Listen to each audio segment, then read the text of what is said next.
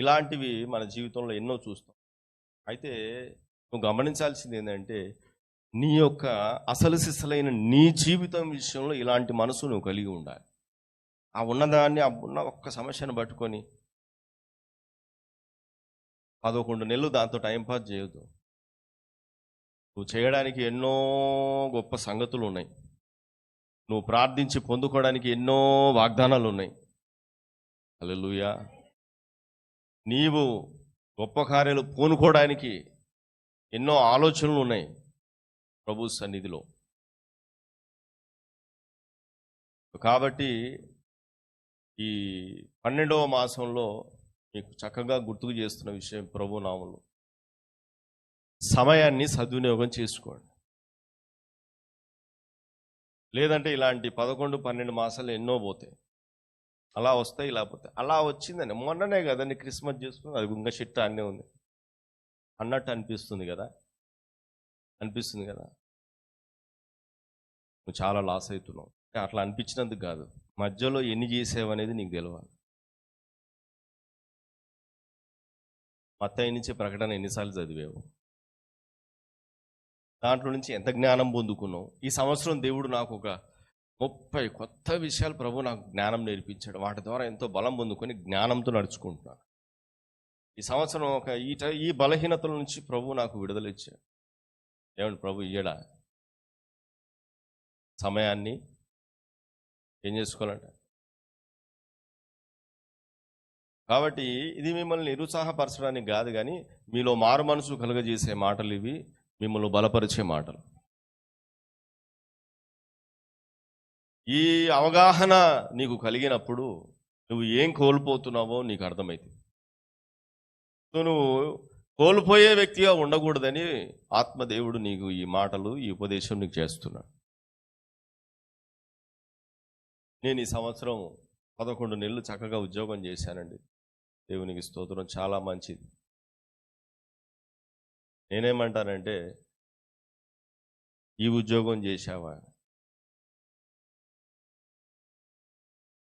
ఎందుకు అంటే, ఉద్యోగము నీ శరీరానికి, నీ ఇంటికి, అది కూడా బాడీస్కి, నీ ఆత్మకు. నీవు అన్నప్పుడు నువ్వు ఆత్మ. నరుని ఆత్మ యెహోవా పెట్టిన దీపము. సో మనుషుడు అనేవాడు ఆత్మ కాబట్టి నువ్వు ఆ ఆత్మ ఎంతగా క్షేమం పొందింది, ఎంతగా వర్ధిల్లింది అనేదే మ్యాటర్. పైన ఎంత అనేది అది ఒకవేళ ఆత్మలో నుంచి అది బయట మార్పు వచ్చింది అనుకోండి, పర్ఫెక్ట్. హల్లెలూయా.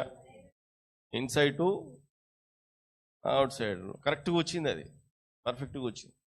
కానీ ఆత్మలో వర్ధిల్లటం లేకుండా అంతరంగంలో నీ విశ్వాస జీవితంలో, ప్రేమ జీవితంలో, నిరీక్షణ, దైవ జ్ఞానము,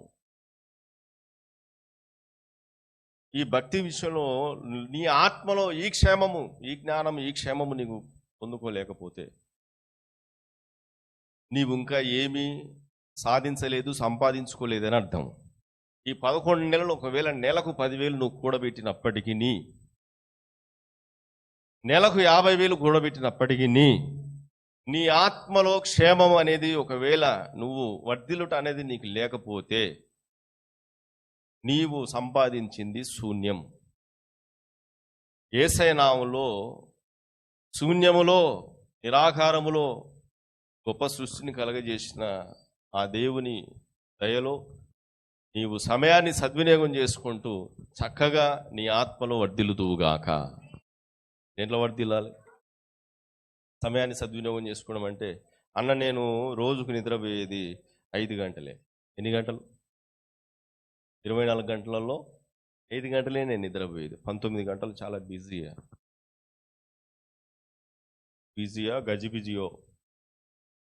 గజిబిజియో కానీ నీ ఆత్మీయ క్షేమం ఎంత? Praise the Lord. మంచి మాట చెప్తా. నేను లాస్ట్ వీక్ మెసేజ్ కానీ ప్రతి సండే వాక్యం అయిపోయిన తర్వాత ఖచ్చితంగా సాక్ష్యాలు వస్తాయి. ఎందుకంటే దేవుడు మాట్లాడతాడు కదా, నా ప్రభు నాతో ఇది మాట్లాడాడు, నా పరిస్థితి ఇది. ఈవెన్ ఎగ్జాంపుల్స్ను కూడా వాళ్ళతో ముఖాముఖిగా దేవుడు మాట్లాడే దేవుడు. అలాగే ఈరోజు వాక్యం ఇప్పుడు మీరు వింటున్న ఈ మాట, నువ్వు ఎప్పుడైతే ఆత్మలో వర్ధిల్లుతున్నావో అదే నువ్వు సమయం సద్వినియోగం చేసుకోవడం. నువ్వు 11 నెలలు ఏడ్చినావో, నవ్వినావో, లేకుంటే ఎంజాయ్ చేసినావో, ఏం చేసినావో కానీ నీ ఆత్మీయ క్షేమమే నీకు నిజమైన క్షేమం. హల్లెలూయా. నీ అంతరంగ పురుషుడు మీరు చెప్పండి, నీ ఆత్మ వర్ధిల్లాలా లేదా? నీ ఆత్మ వర్ధిల్లితే నువ్వు అన్నింటిలో వర్ధిల్లుతావు. హృదయములో నీవు వర్ధిల్లితే నీ అంతరంగంలో నువ్వు బాహ్యంగా ఖచ్చితంగా వర్ధిల్లుతావు. ఏం ప్రాబ్లం లేదు. 2 రోజులు అటు ఇటు అయినా పర్లేదు.